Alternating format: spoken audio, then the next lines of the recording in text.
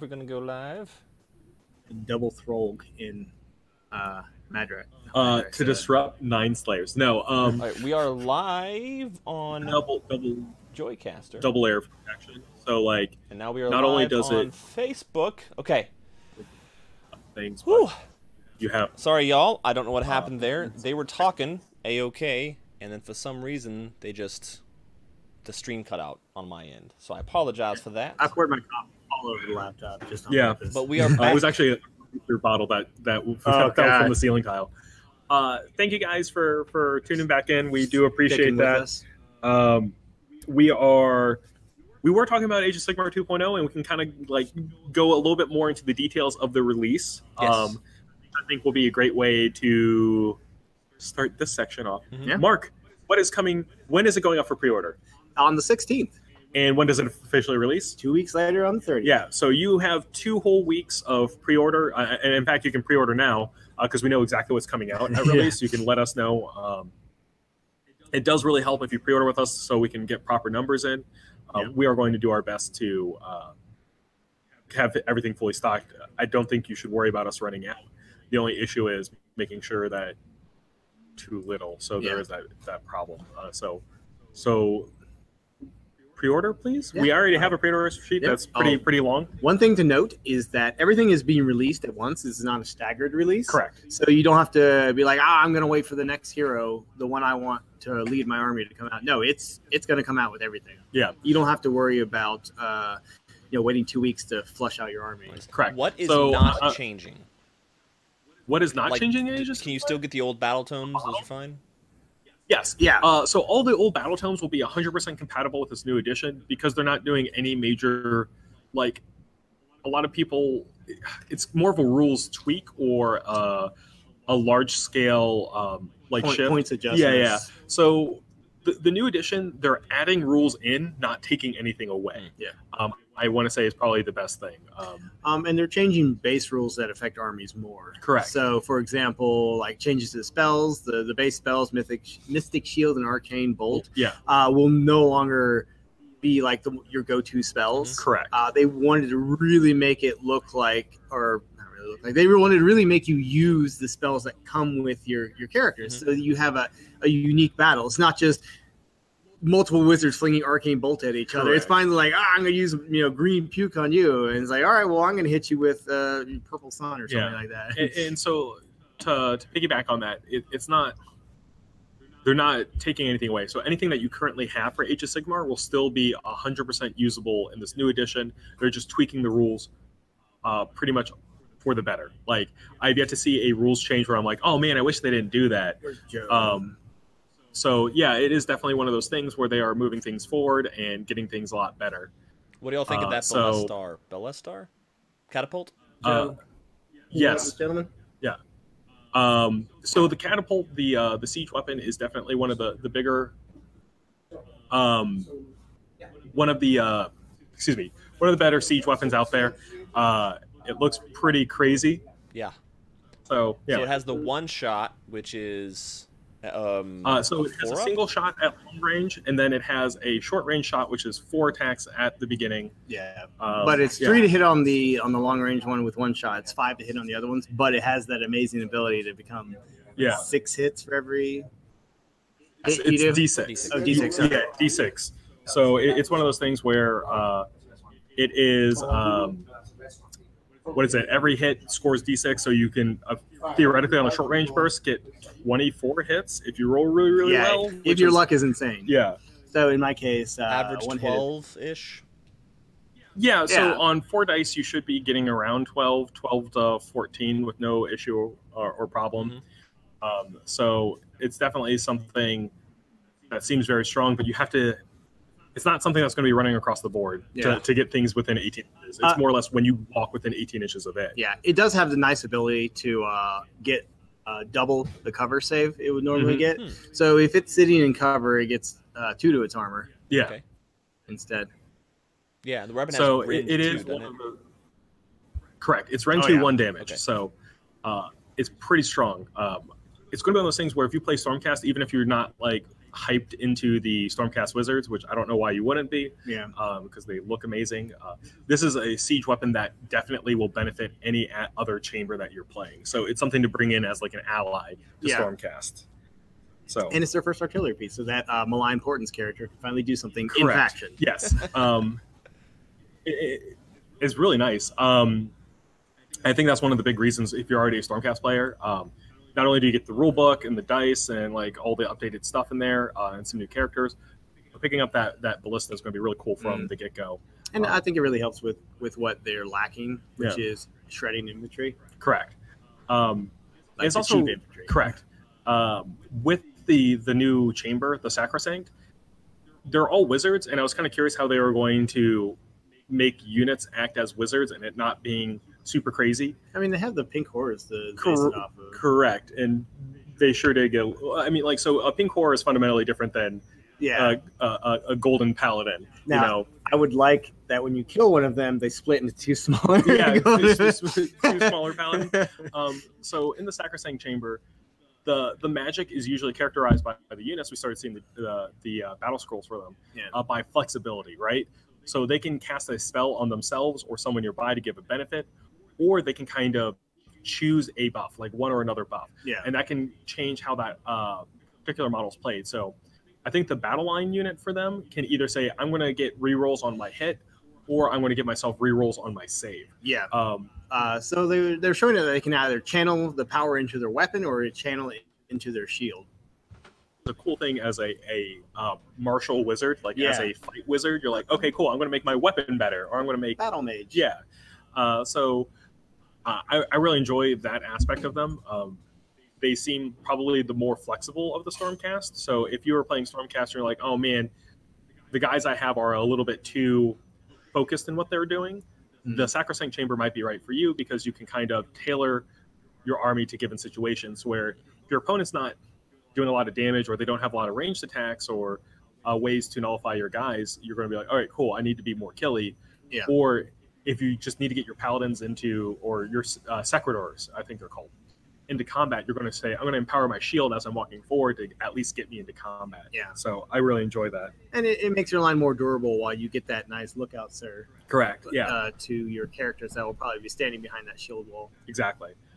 So yeah, the Sacrosanct Chamber really surprised me in terms of their design. They seem like a fun army to play, and they seem different than all the other chambers of Stormcast, which is great to start seeing that delineation between them. Mm-hmm. Yeah. Because like when the Vanguard came out, you're like, okay, cool, they're the Vanguard with the bird horses. Yeah. I mean, that's reason enough to buy them, but the Sacrosanct is much further apart than I think all the other ones. I did look into it a bit. Like one of the War Scrolls says this ability affects either Sacrosanct or Redeemer. And I was like, oh, what's Redeemer? I haven't heard that in a while. It's your basic troops, your Liberators and things like that aren't from one of the other chambers. Correct. So you can take your baseline, like Stormcast Infantry, your Liberators, or your Paladin. Paladins are baseline, or like they're Redeemer. Are they? I haven't checked them yet. Okay. But when I saw that Liberators with it, I was like, okay, it's not the Extremist Chamber and it's not the Vanguard Chamber. Correct. Yeah. So yeah, it's really nice. If you have a Stormcast army, these guys would be a great supplement. Or if you were waiting to get into Stormcast, these are the guys that do it on. They have amazing looking models. And robes are fairly easy to paint too, and there's a lot of robes. Correct. Yeah. You can save yourself a lot of trouble and not paint them white. If you're painting them like any other color than white, they are incredibly easy to do.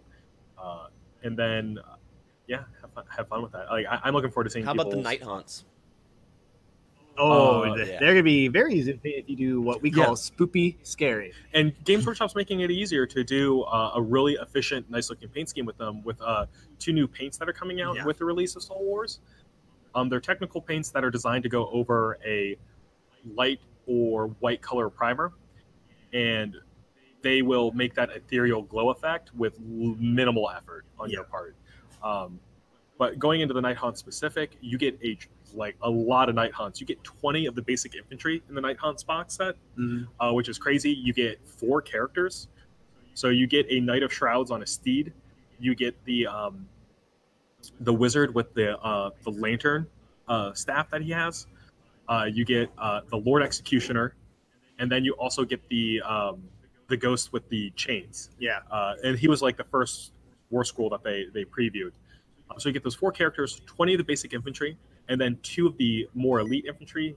So one of them is going to be a group of axemen, and the other one's going to be a group of like stalkers, the hunters kind of thing. And so you get a lot of infantry in this box set. The sculpts are gorgeous. The rules for the Night Haunts are really, really nice. They have a lot more synergy than they did in the past, and a lot of the reasons why they're able to have those synergies is the improvements that they added to the game. Yeah.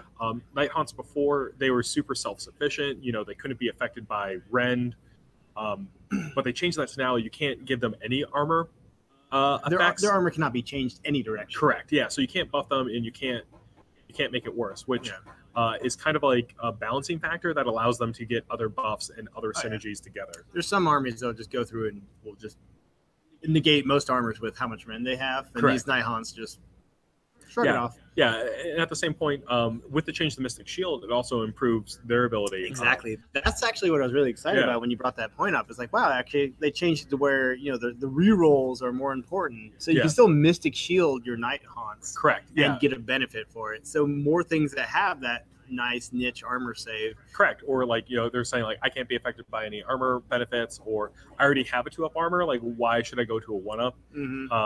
Getting that reroll of 1 is really good. So all the 4 of the Night Haunt heroes are based around supporting those infantry that you get. They're either going to be adding guys back or giving additional bonuses to hit. And then also all sorts of crazy spells and abilities from there. So and Stormcats are actually getting a better way to get models back as well. Correct. Yeah. Which is like, I think Recursion, or this is going to be Age of Sigmar 2nd edition, is going to be the summoning edition, which I personally appreciate. So what's going to happen is games are going to be less attrition based than they were before, and they're going to be more focused on objectives and strategic placing and movement, and then also how do I take down these characters so they can stop getting pieces back. It looks like every single army out there has some way of either adding new models to their force or returning models to a unit that maybe I've lost them through the battle. I mean, it's like, how would Free Peoples do it? It's like, you know, crafting. I mean, like, you know, blow the horn of Gondor, get people running in there. It should be really, really good. I would like it if like your army got progressively younger as you put like new guys on the field. It's like, all right, so you have this adult with a uniform, a spear, a shield, and then the next wave comes in and it's this young guy with like his own clothes and just a spear. Then after that, you have this old farmer who's just like, I guess you got to go in there, Grandpa. And so with the Soul Wars thing, one of the nice things about the Night Haunts is that they're given a lot of like flavorful rules, especially against Stormcast. These Night Haunts are really upset at the Stormcast for stealing potential souls. The Night of Shrouds are basically people who have died that were going to be Stormcast, and they turned down Sigmar. And so they have like this bitter resentment against Sigmar for one reason or another, and they're doing what they can to kind of dismantle the reign of these Stormcasts. Interesting. Yeah. How do you think really the mechanic will work for the reinforcements compared to 40K, where you have reinforcement points, and then you also have to like deep strike them and stuff? So basically, when you buy a character that can reinforce a unit, you are paying for that reinforcement already. Interesting.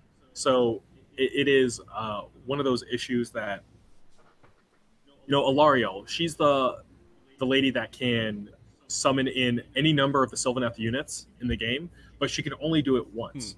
So she has to choose which unit she's bringing in, and that is already factored into her point cost. Okay. So every single summoning mechanic is limited in one way or another by the faction or the character that can do it. It's either a once per, or that they meet a certain condition to do it. Like the Seraphon, they have to align the stars in a proper way to call down more Seraphon. And once again, you get to choose, like, you know, depending on how many constellation points you have, you can choose what unit you summon in. But once again, you have to give up a part of your activation to align the cosmos. Because 3 spells you can cast, and each spell you sacrifice gives Correct. you points. Yeah, if you're a swan. So each faction has a built-in mechanic to bring people back. The undead are going to be the most freeform in necessarily Recursion. Because usually it's either casting a spell or killing XYZ number of models to bring back other ones. they're trying to balance it instead of having you pay points, because no one wanted to pay points for something that may or may not happen in a game. Yeah, definitely. And that was an issue, and especially in the last edition, where it's like, okay, cool, I'm gonna have a bunch of reinforcement points, so I can summon in some demons later. Yeah. Oh no, he has killed everything that can possibly summon in a demon on. Because there's no protection. Correct. Yeah, on the beginning of turn 2, and that becomes a big issue of saying I've put a quarter of my points into reserve that can no longer come onto the board. Mm-hmm. And so now they've done a very thematic way of like, because no one made that decision to reserve models because it was just such a risk. Point where the armies weren't thematic to what they were supposed to be. Yeah. Like, no zombies were coming back, even though demons were not being summoned in through portals. Seraphon were not coming in from like the heavens, their realm, and all that sort of. They talk about in the fluff all the time about how these things can happen, like rifts to the warp were going to like open and demons are going to pour forth. Except no one wants to risk the investment. Korn didn't feel like making that investment. Yeah, he'd rather just start everything on the board. Yeah.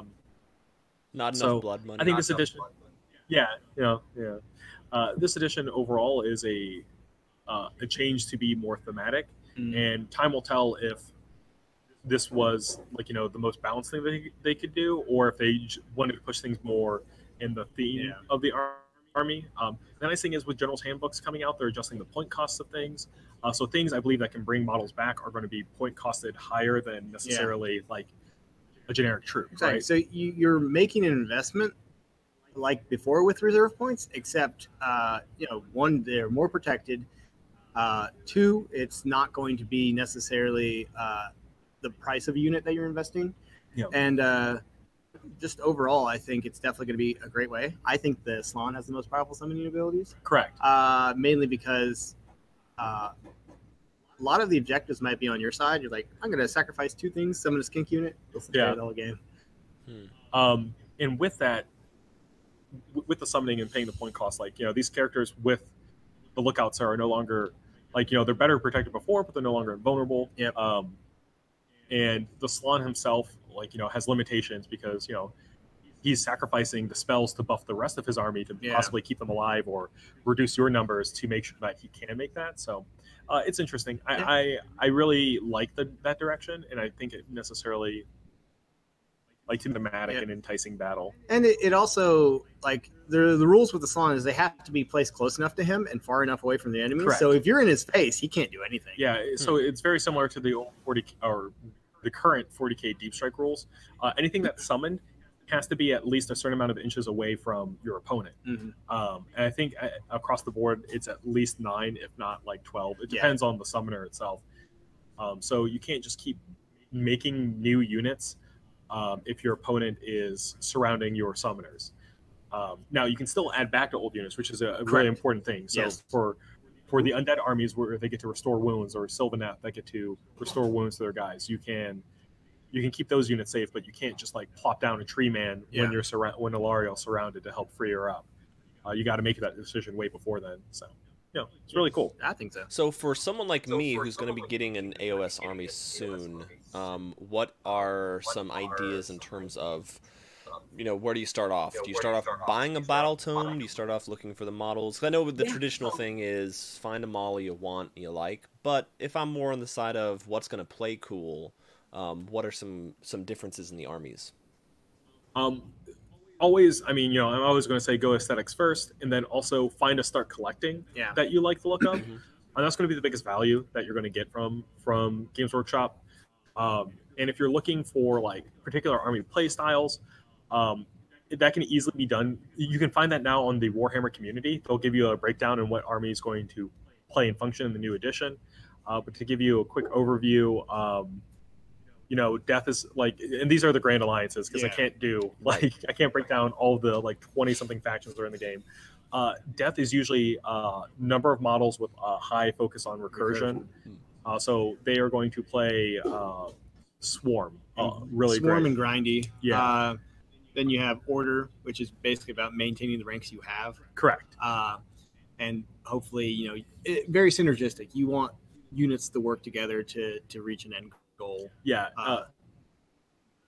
I think Chaos is all about just loading those wounds on your opponent. Chaos is very front loaded, so they're going to be quick armies that are designed to drop a bunch of wounds, but they don't necessarily care too much about restoring wounds to their guys or bolstering their ranks. They're just going to say, hey, be aggressive, do damage, have all these cool like effects on being aggressive, which is weird because then we get to destruction. Yeah, I was gonna say like you're basically looking at the same thing, except your units are gonna be more resilient. Yes, and destruction's more resilient, and it also plays that to a smaller army count, provided you're not playing grots, which are the goblins.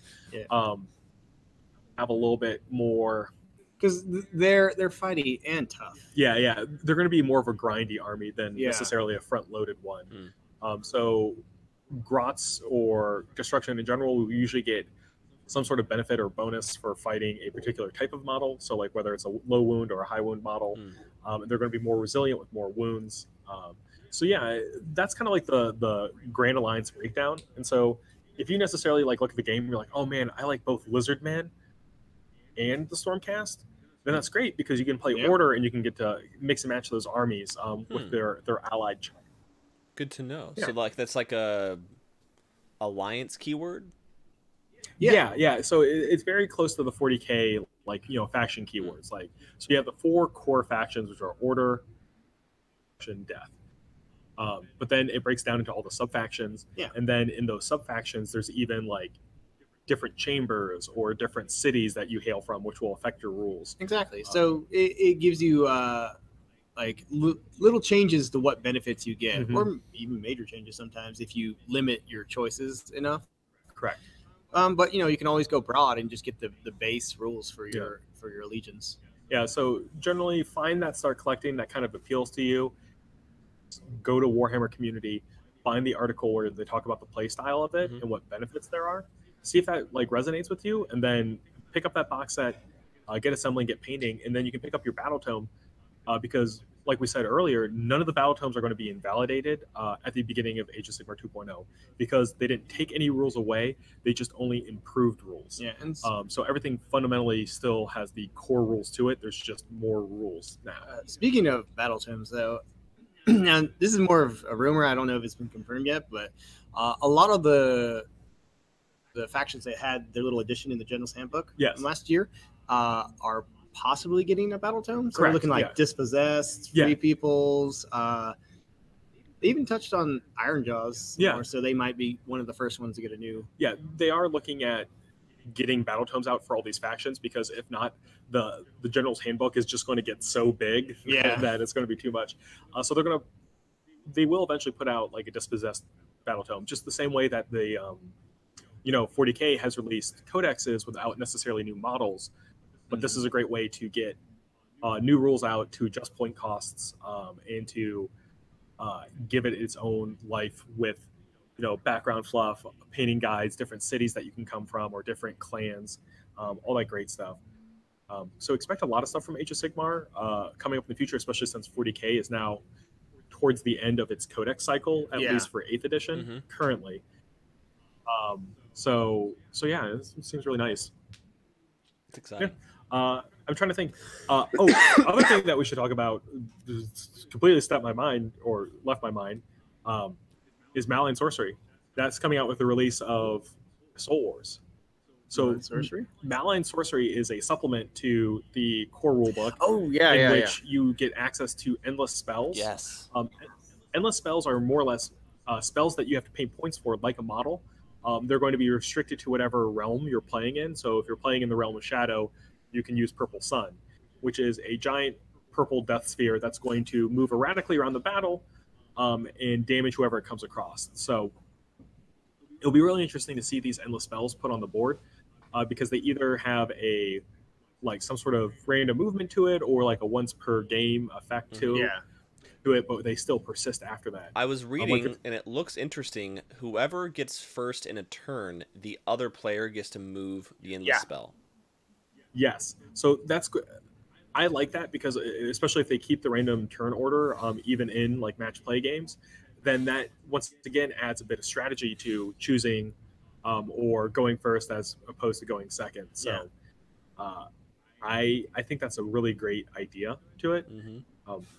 And a lot of these effects are looking crazy. Like we have Purple Sun, we have a Wall of Light, which is supposed to deflect ranged attacks, Ooh. which Oh, is that's pretty gonna be important. awesome. Yeah, There mirrors. is the chromatic cogs. That I don't know what it does. So the chromatic cogs are supposed to affect time. Huh. So we don't know if that's going to be like fighting initiative or maybe if you run through it, you get an extra d6. yeah, Like it speeds you up as you go through it. exactly, or slows enemies down. Exactly. You know, we don't know. Huh. It's an endless spell. Yeah. So like who decides? Yeah. Oh man. Ooh. So this is a supplement that comes out in addition to the Soul Wars box set. It is another box set because it gives you physical models for all of the endless spells in that box alone, plus the rules for using it.